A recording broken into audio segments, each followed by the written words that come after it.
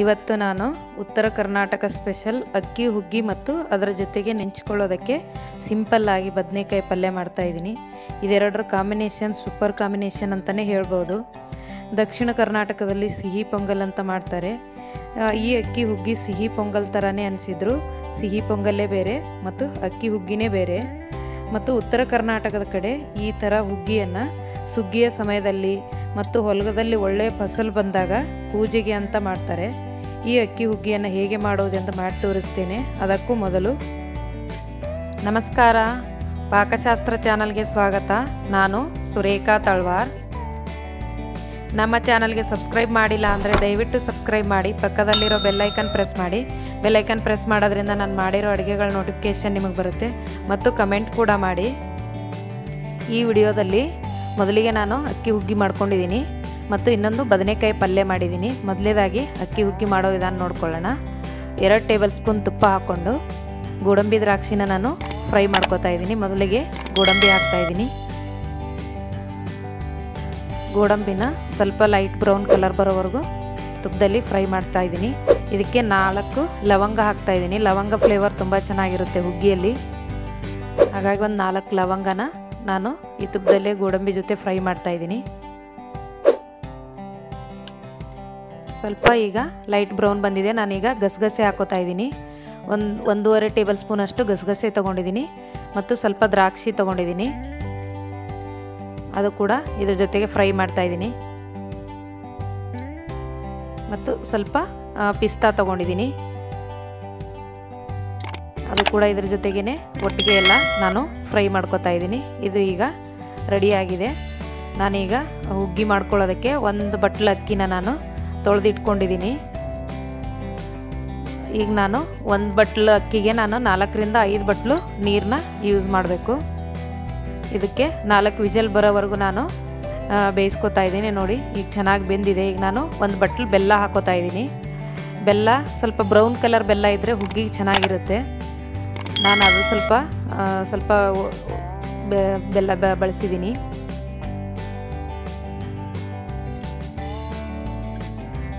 ನೋಡಿ ಬೆಲ್ಲ ಕರಗೋವರೆಗೂ ಕುದಿಸ್ಕೋಬೇಕು. ನಾನೀಗ ಒಣ ಕೊಬ್ಬರಿನ ತುರಿದಿಟ್ಕೊಂಡಿದ್ದೀನಿ. ಒಂದು ಸಣ್ಣದ ಗುಂಡು ಒಣ ಕೊಬ್ಬರಿ ತೊಗೊಂಡಿದ್ದೀನಿ. ಬೇಕು ಅಂದರೆ ಮೇಲೆ ಇನ್ನೊಂದು ಸ್ವಲ್ಪ ನೀರು ಹಾಕ್ಕೊಂಡು, ನೀರು ಕಡಿಮೆ ಅನಿಸಿದ್ರೆ ಏನಾಗೋದಿಲ್ಲ, ನೀರು ಹಾಕ್ಕೊಂಡು ಕುದಿಸ್ಕೋಬೇಕು.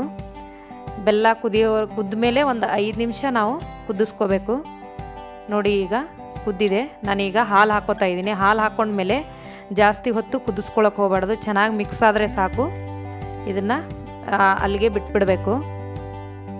Stove off ಮಾಡ್ಕೊಂಬಿಡಬೇಕು. ನೋಡಿ ಈಗ ಮಿಕ್ಸ್ ಮಾಡೋವರೆಗೂ ಮಾತ್ರ ನಾನು ಸ್ಟವ್ ಆನ್ ಇಟ್ಕೊಂಡಿದ್ದೀನಿ. ಈಗ ರೆಡಿ ಆಗ್ತಾಯಿದೆ. ಈಗ ಸ್ಟವ್ ಆಫ್ ಮಾಡ್ಕೊಂಬಿಡೋಣ.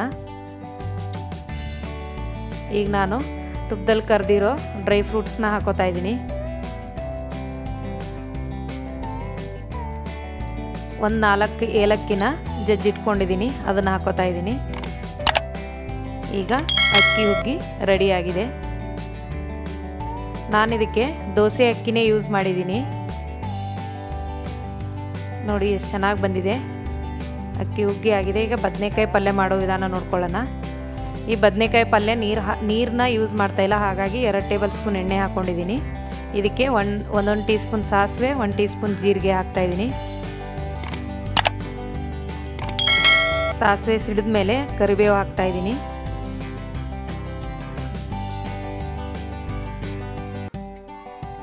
ಈಗ ನಾನು ಉದ್ದುದ್ದಾಗಿ ಹೆಚ್ಕೊಂಡಿರೋದು 1 ಈರುಳ್ಳಿನ ನಾನು ಹಾಕೋತಾ ಇದ್ದೀನಿ. ಇದು ಸ್ವಲ್ಪ ಚೆನ್ನಾಗಿ ಫ್ರೈ ಆಗಬೇಕು.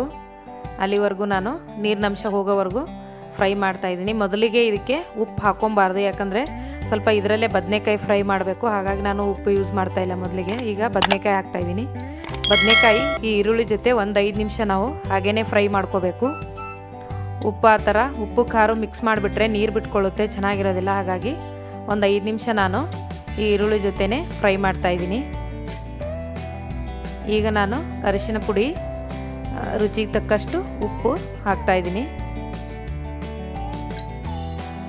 ಉಪ್ಪು ಹಾಕಿದ ಮೇಲೆ ನಾನು ಚೆನ್ನಾಗಿ ಮಿಕ್ಸ್ ಮಾಡಿ ಒಂದು 5 ನಿಮಿಷ ಇದಕ್ಕೆ ಮುಚ್ಚಿಬಿಟ್ಟು ಬೇಯಿಸ್ಕೊತೀನಿ.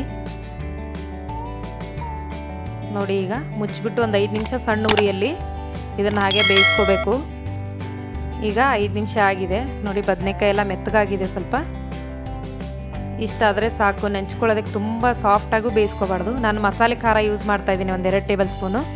ಮಸಾಲೆ ಖಾರ ಇಲ್ಲ ಅಂದರೆ 1 ಟೇಬಲ್ ಸ್ಪೂನು ಅಚ್ಚ ಖಾರದ ಪುಡಿ, ಅರ್ಧ ಟೇಬಲ್ ಸ್ಪೂನ್ ಧನಿಯಾ, ಅರ್ಧ ಟೇಬಲ್ ಸ್ಪೂನ್ ಗರಂ ಮಸಾಲ ಹಾಕೋಬೇಕಾಗುತ್ತೆ.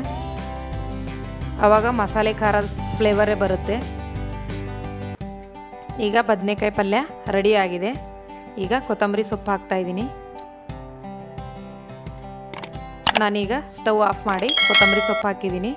ನಂಚ್ಕೊಳ್ಳೋದಕ್ಕೆ ತುಂಬ ಸಿಂಪಲ್ಲಾಗಿ ಮಾಡ್ಕೋಬೋದು. ಚಪಾತಿ ಜೊತೆ ಕೂಡ ತಿನ್ಬೋದು, ತುಂಬಾ ಚೆನ್ನಾಗಿರುತ್ತೆ.